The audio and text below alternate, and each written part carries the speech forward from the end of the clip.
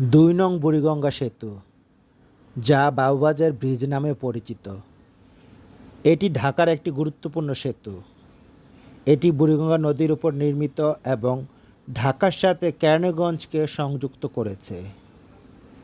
Babubazar bridge ২০০১ সালে উদ্বোধন করা হয়। পরবর্তীতে ২০১৩ সালে ২ ডিসেম্বর সেতুটি টোলমুক্ত করা হয়। বুড়িগঙ্গা ২ নং সেতুটি সড়ক ও জনপথ বিভাগের আওতাধীন।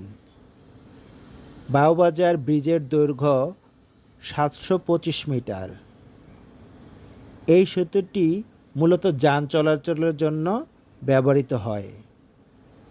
প্রায়ই বাবুবাজার ব্রিজে তীব্র যানজটের সৃষ্টি হতে দেখা যায়। ব্রিজটিতে চলাচলে যথেষ্ট অনিয়ম লক্ষ্য করা যায় এবং ব্রিজটি প্রায়ই অপরিচ্ছন্ন থাকে।